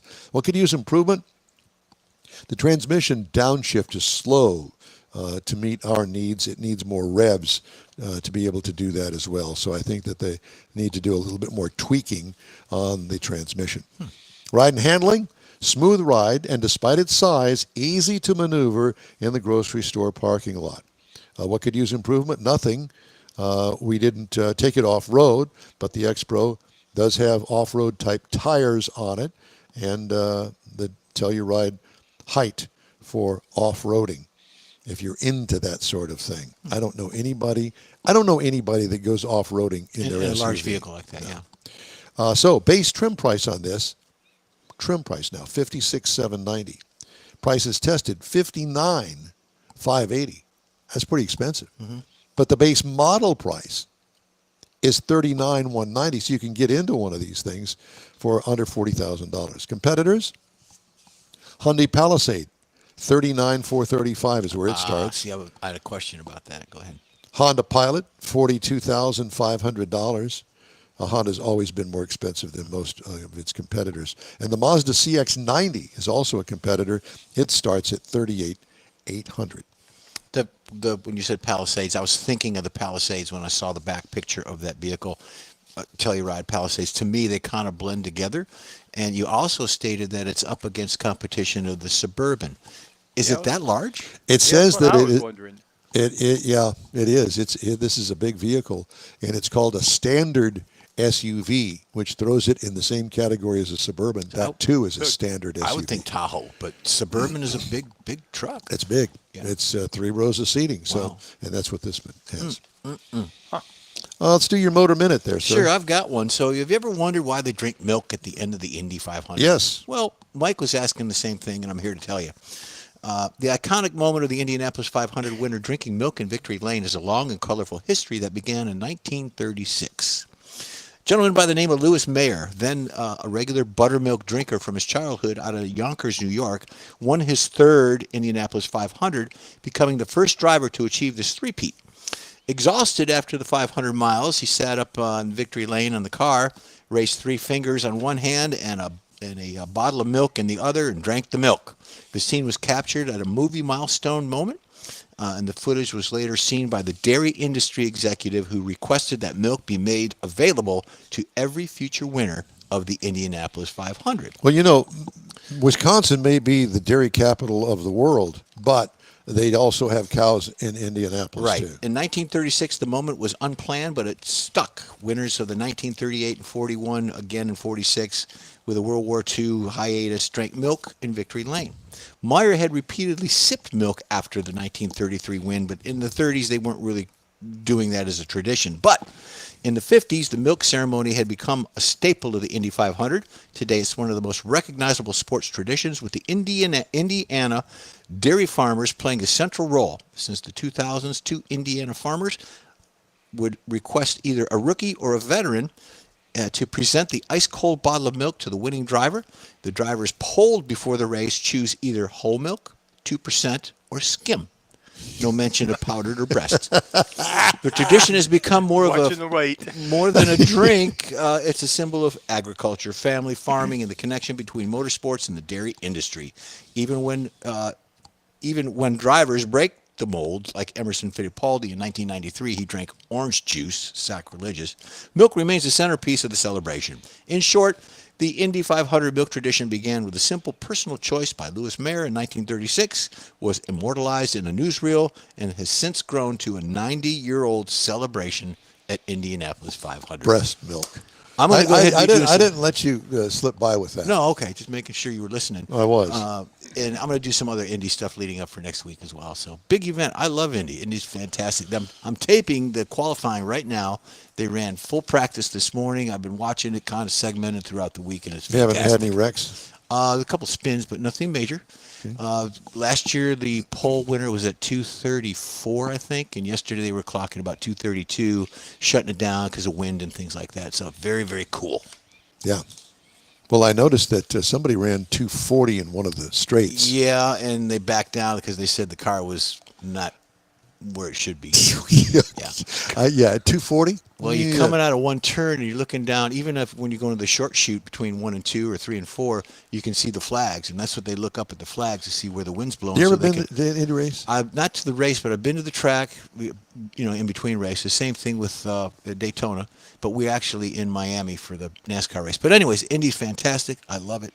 I've been a couple of times, and I'll tell you what, that is an experience that I'll never forget. Yep. Great place. Yep. You been to the actual race? Yes, sir. Oof. I have. Sat on the infield behind the pits, and that was interesting in itself. Or the paddock. The paddock. Anyway, story of the week. I'm going to do that now because I want to. Era of globalization and free trade expansion is over, and few expect it to return. More than a year after the president implemented tariffs at levels not seen in nearly a century, the future of automotive trade remains unclear, industry executives and analysts said. North American trade rules are in flux. I've kind of touched on this before. Major review is scheduled for July. Legal challenges to Trump's tariffs continue, and trade deals the U.S. struck with some allies appear fragile, to say the least. As automakers and suppliers grapple with tens of billions of dollars in annual tariff bills and increased commodities prices, they feel stuck, unable to make long-term decisions about where to invest and what to build and how to source their parts. Trump aimed to motivate automakers and suppliers to move production to the U.S. by placing 25% tariffs on vehicles and some auto parts. Trump has repeatedly pointed to billions of dollars in investment announcements by automakers over the past year as evidence the tariffs are bringing production back to the United States. The reality is more complicated. Automakers have announced plans to move production of just 5 models to the U.S. from other countries, according to an analysis by Auto Forecast Solutions. Stellantis plans to transfer production of the Jeep Compass and Cherokee from Mexico to Illinois in the coming years, while GM plans to move Chevy Trailblazer and Equinox production out of Mexico to plants in Tennessee and Kansas. GM also plans to move production of the successor to the Buick Envision crossover from China to Kansas. Car manufacturers plan production 5 to 7 years in advance, making it extremely difficult or even impossible for them to move quickly, according to Jennifer Safavian, CEO of Auto Drive America. You can check me. There you go. Yeah. Which represents foreign Like you automakers said. in the U.S., and automotive supply chains are extremely complex, further complicating efforts to move production, she said. Automakers with North America and auto production are looking to boost output of vehicles and parts that comply with the United States-Mexico-Canada agreement to reduce their tariff bills. USMCA-compliant vehicles and parts have received significant carve-outs from auto tariffs, in part because of automaker lobbying. Canadian and Mexican vehicles that comply with USMCA rules for reduced tariffs are subject to 25% duties only on the value of a vehicle's non-American content rather than 25% on the full vehicle value. USMCA faces a mandated review. The agreement requires the country's representatives to meet July 1st, 6-year anniversary of the trade pact taking effect, to decide whether to extend it for another 16 years, and if so, whether it should be amended. So that's coming up.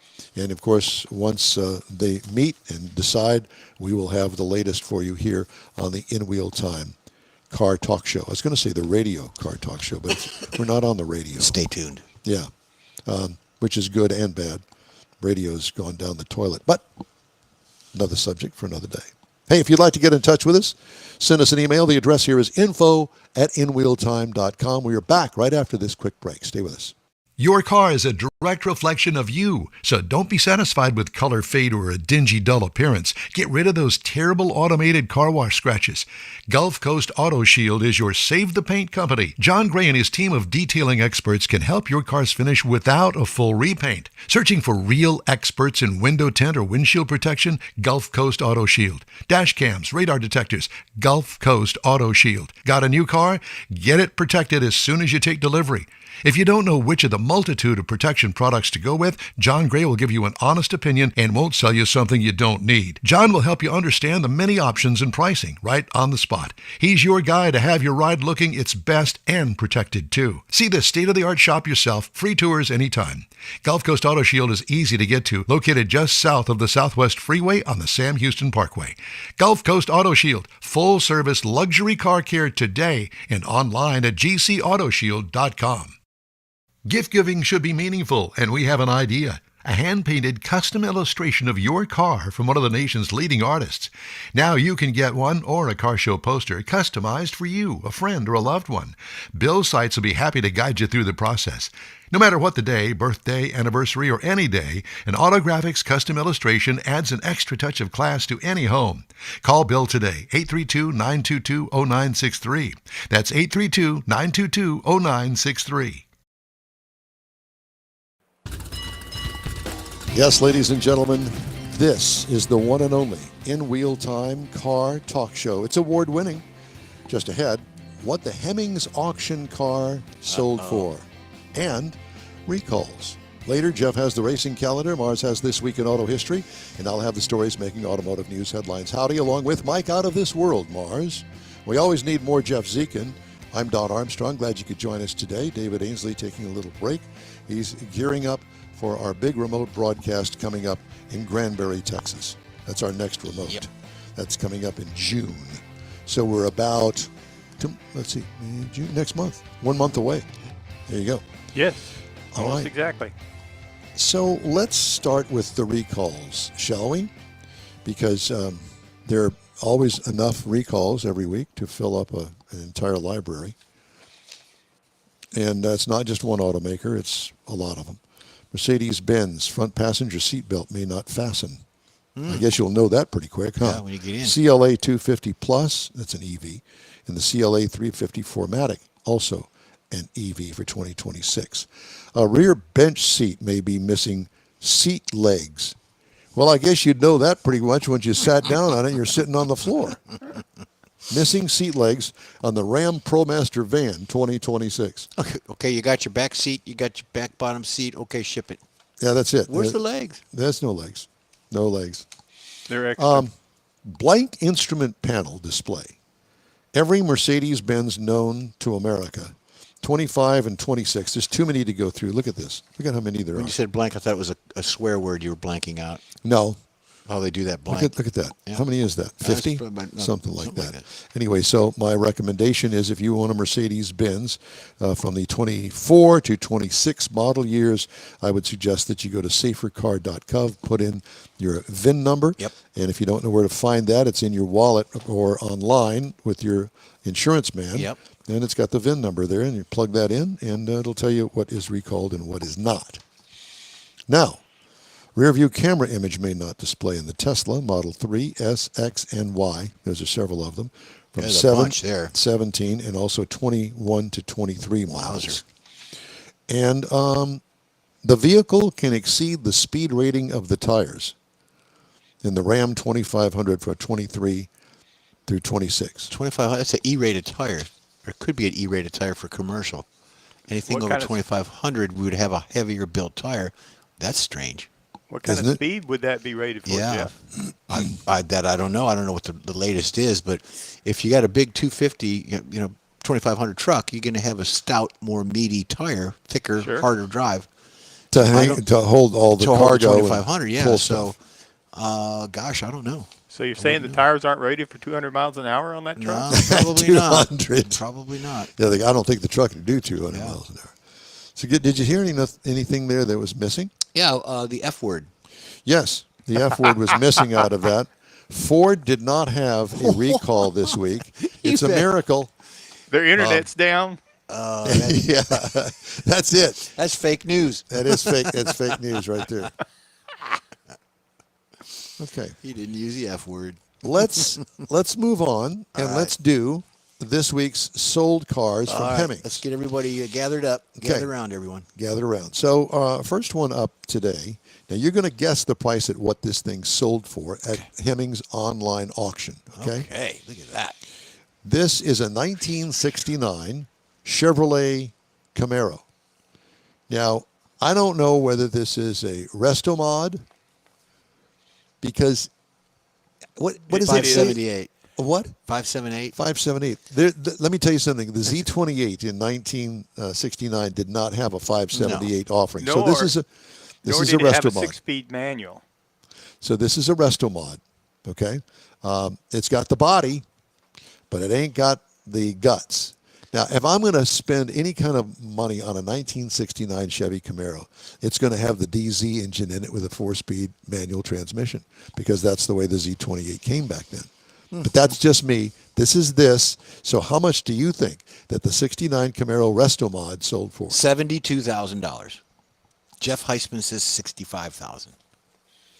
Anybody else? Did anybody else want to George join was in here on this? earlier. I don't know if we've lost him or not. But, yeah, this Okay. is a pretty bad car. I mean, Bad meaning good. yeah. to the I mean, bone. you're talking about a monster big block. You got a 6-speed and Let's twist that body right in good-looking half. car. Yeah, it really is. I'm not So- a stick. Okay. guy, Well, yeah. well, I know. So the sold car price was $63,000. Oh, Jeff. God. Yeah. We'll give it to so, Jeff. Yeah, Jeff Heitzman did very well on that one. All right, next up, the 1986 Jeep CJ7, and I bring this up because it's got the square headlights that everybody threw a fit over, and Jeep said, "Oh, we're so sorry. We messed up. We're not going to make those anymore." But I thought that it was interesting that this one is up for sale. And obviously it's modified, no stock wheels, nothing stock on this. And I'm sorry, what year again? This is a 1986. 86, okay. But that's not the 86 front end on it. They changed that front end to put those square headlights on it intentionally. Okay. Well, whatever the All right. case may be, I'm just telling you that this one has the square headlights. 17 grand. Jeff says 55,000. I say 17. Really? Yeah. Okay. Got a Well- V8 conversion and everything. Does it have a V8 in it? Yeah, it looks Yeah. to be Oh, my. Yeah. say a Hellcat maybe. Or No, something. throttle Yeah, I body think it's from. an LS. LS. So it sold for $33,075. Wow. It looks good Yeah. if you're into that sort of thing. But I thought it was kind of interesting that they had the square headlights on it that everybody threw a fit at when they Jeep put that on there.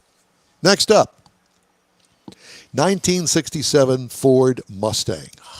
Now, this is a fastback model, and it looks Stock. like it is stock. Yeah. Okay. Now, we don't know whether the car's been wrecked or Right, with yeah. the many years on it and probably all those miles on it. I would imagine that it has been refurbished at least once or twice. So, and I tell you that on purpose because the price may reflect that. 21,000. 21,000. Yes, sir. It is. If you look at the engine there, it is an S code 390 in that car. Oh. Was that offered in 67, a 390? Yes. Yeah. That's the Bullet Mustang was a 390. It was built Jeff off says of a car like 60,000. this. Jeff says 60,000. I say 21. Jeff Heitzman said, Jeff yeah. Heisman says 60,000. Okay. And you say 21? Right. Okay. Anybody else maybe? I don't know if anybody else is online with us today, but I will tell you that it sold for $80,050. Wow. That's a nice looking car. Yeah. I'm not a big Mustang guy, but boy, I like that. Yep. Next up, a 1969 Pontiac Firebird. Uh-oh. Not a big fan, but I will tell you that I think that this is an all original. I'd take this over that Mustang. Okay. Absolutely. Well, I will tell you that it looks like it's an all original car. Okay. You look at that top left-hand picture, you can see it's got a functional Ram Air setup Yeah, on I it. see that. With all the foam on it. That would be one of the first ones, wouldn't it? Yeah. Yes, it would be. So it's a 400 cubic inch engine on it too. Then I'm going to go 55,000. Let's see if Mr. Heitzman. yeah, he is. I'm he's been just pretty I'm good. taking He's- notes he's and He's got 64. 64,000. Yeah. Well, guess what? Neither one of you guys came anywhere close Well. because it sold for $159,600. I didn't have 50 grand to spend anyway. well, That wouldn't have even made a down payment. one of the notes, which I don't know how you tell that from the pictures, but this is one of 505 cars made like this. So that's what I'd drove the drive it. price up. That's a good looking bird. Yeah.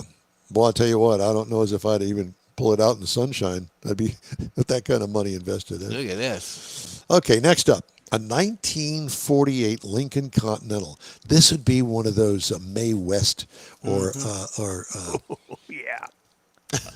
yeah, Could one see of her those sitting in the famous back movie seat. star cars. Didn't Yeah. like it, Mae West. Mae West, I think, was before Greta this, but Garbo. whatever. Yeah, one of those. This is a movie star car from the late 40s. So this is post World War II, 1948. 42. Lincoln Continental convertible. 42,000. 42? Jeff says 90,000. You may be surprised. This car sold for $29,400. Wow. Might have like rough paint, bubble paint. It's or original something. flathead Yeah. V8. I mean, That's that, cool. to me, that's a deal. Look at the chrome on the dash. As much as the front bumper. Big old Golly. steering wheel. That's pretty cool. All right. Next up. This is for Jeff Zekin. Oh yeah. What do you think that is? I think that's amazing. Yeah, besides that, That's a is it a Fairlane? it is a Ford Falcon. Falcon. I did not know that Falcon came Oh, in yeah, a it's wagon. Gorgeous. It's all I think resto I modded out. Well, they yeah, had it's all that. resto modded. They had a wagon. The panel truck, though, is what makes this really unique. Yes. Yeah, that's right. That is a panel. I'm not Yeah. so keen on that The- molding there on the side. All Yeah, right, I I'm mean, gonna go. I'm gonna stick in the $40,000 range. Really? Yeah, Hot dog. I just don't see it. I can't get the number in my head. Jeff says 20. 20. It sold for $8,100. Yeah. You know, it's got a straight six in it. Yeah, it doesn't matter. I'd drive it. I just think that's. The chrome on the top, between the top Yeah. and the body, it it's is a little goofy. distracting. Yeah.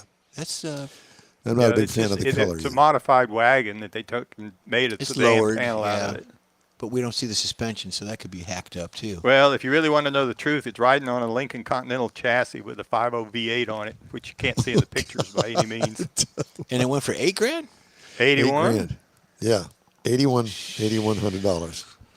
All right, next up, kind of a cousin to this one. This is a 1962 Ford Ranchero, Oh, the essay. and it also has a straight six in it.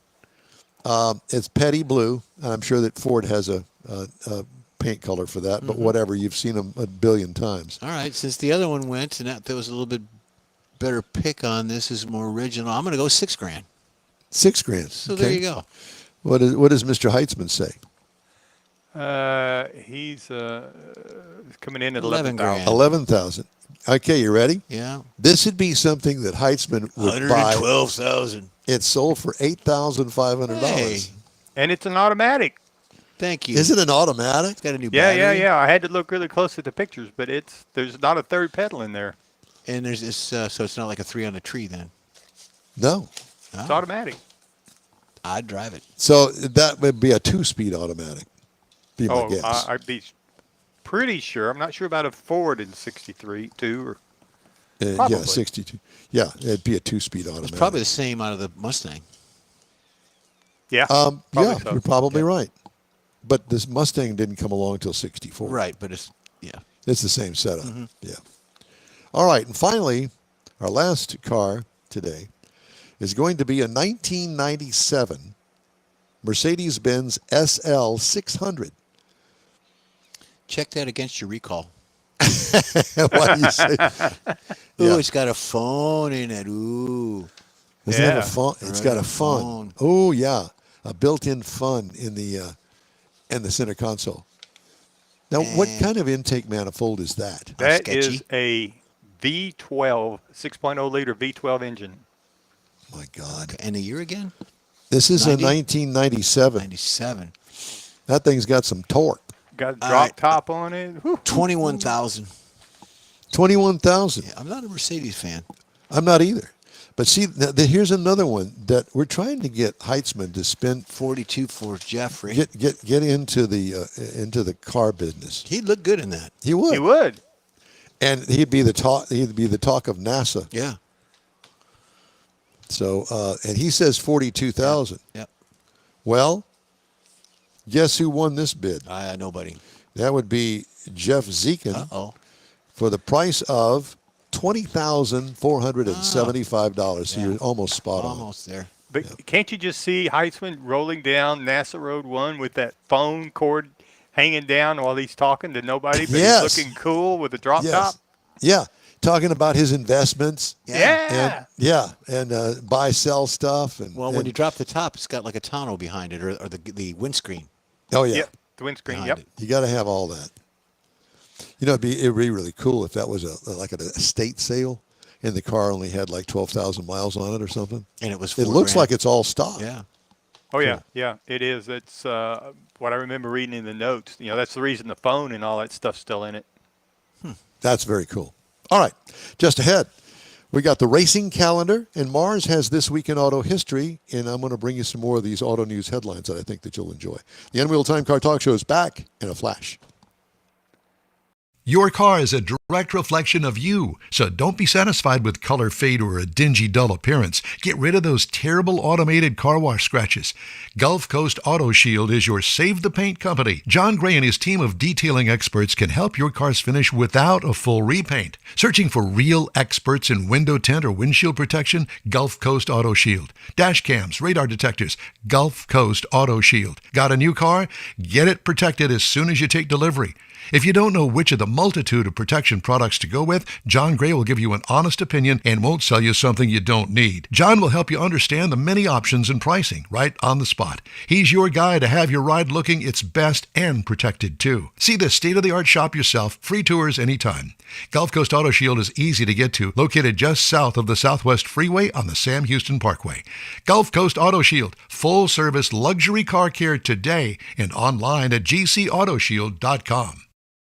Gift giving should be meaningful, and we have an idea. A hand-painted custom illustration of your car from one of the nation's leading artists. Now you can get one or a car show poster customized for you, a friend, or a loved one. Bill Sites will be happy to guide you through the process. No matter what the day, birthday, anniversary, or any day, an Autographics custom illustration adds an extra touch of class to any home. Call Bill today, 832-922-0963. That's 832-922-0963. Invited to join us again next week for our live show, 10 to noon Central. Listen, watch on InWheelTime.com, Facebook, and YouTube. If you miss it, you'll be able to connect through a podcast from your favorite podcast channel anytime. Anytime. Time now for the racing calendar, sponsored by the Texas Muscle Car Club Challenge. And thank you for that. We're starting out with lawnmowers. It's the season opener. Regular racing season has started in Gun Barrel, Texas. Gun Barrel. Gun Barrel. It starts today. It's the Lone Star Mower Racing Association. By the way, I've been sending you these lawnmower races. I saw them. Yep, we need to send those so everybody can get a look at, see what. So Mr. Mars, I'll send them to Mars. Send them to Mars. You can post them up. There Okay. you go. NASCAR. We got the Craftsman truck ran yesterday.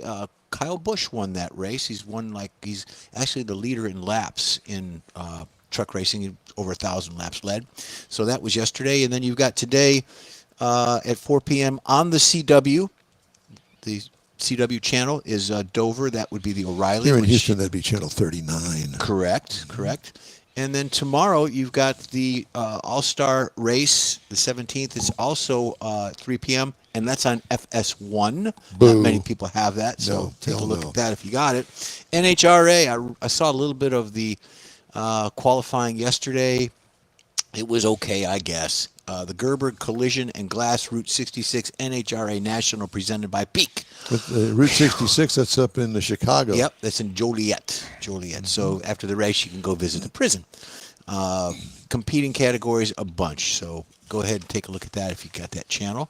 Formula One. Formula One is actually next Sunday. It is the Canadian Grand Prix. So that's going to be in competition with Oh, yeah, NASCAR. the Canucks are going to be watching the Formula One, yeah. Formula One, all that good stuff. And, of course, the big one, Indy, next weekend. I love it. I'll be there watching it in front of my TV with bells on. So there you go. Bells on. What time does it go? It doesn't say here, but I'm going to be... Say 1 o'clock? Yeah, probably coverage starts at noon or something. I'm not sure. Well, I'll check with you. Okay. You'll let us know. Yeah. All right, Mr. Mars, it's time now for This Week in Auto History. Yes, sir, it is. We've got a few stories that we found that were really interesting. And going to start out with this week. In 1947, Preston Tucker publicly demonstrated the Tucker 48's center mount Cyclops eye. That was the headlight right in the middle of the grill area there, and it turned as you turned the steering wheel, which was very innovative. Didn't Ford have that option too?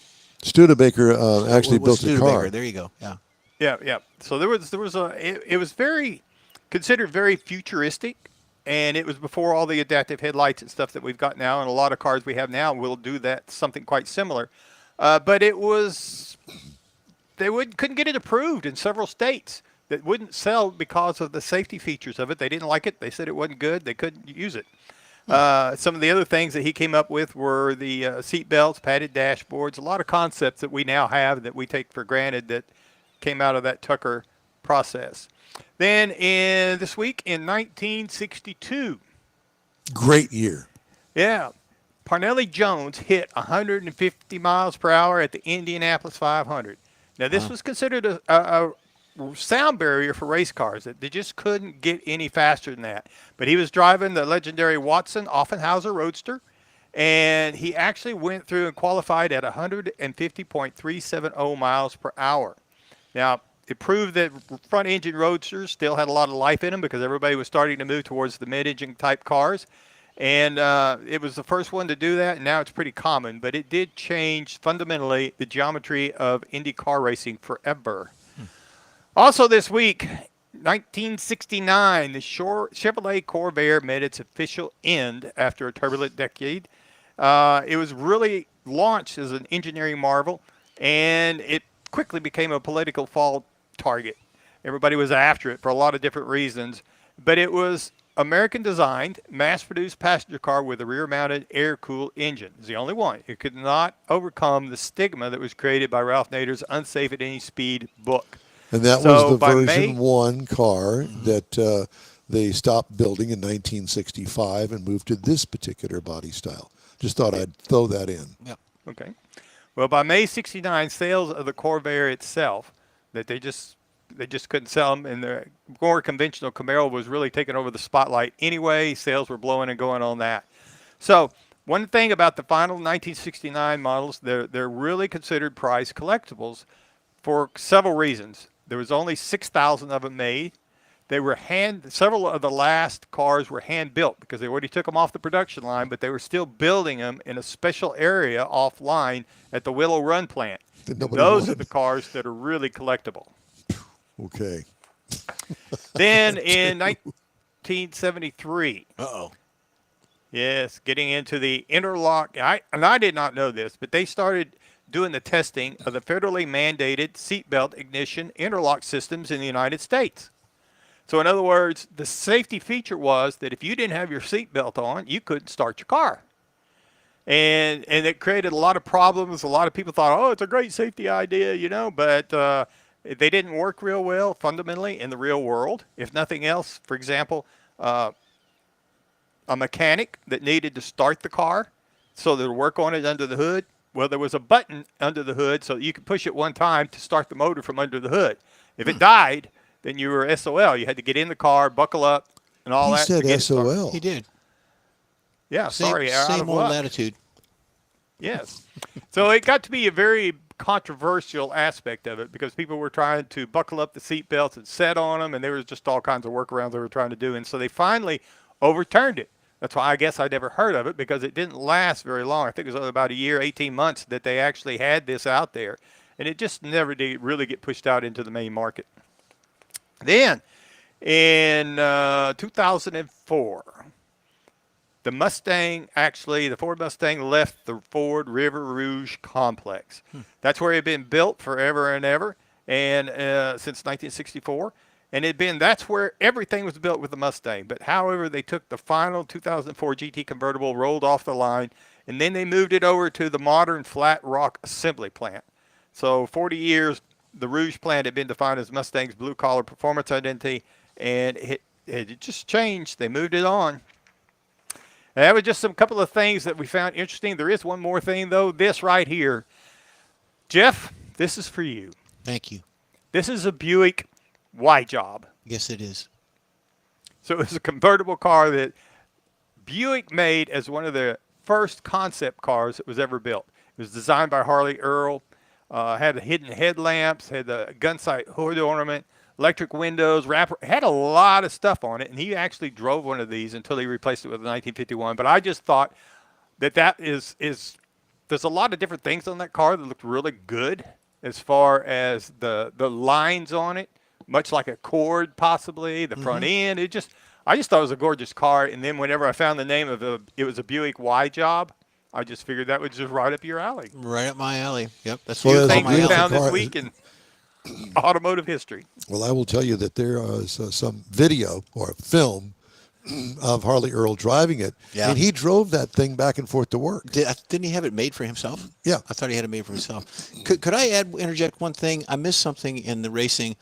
Next Thursday is Carburation Day for Indy.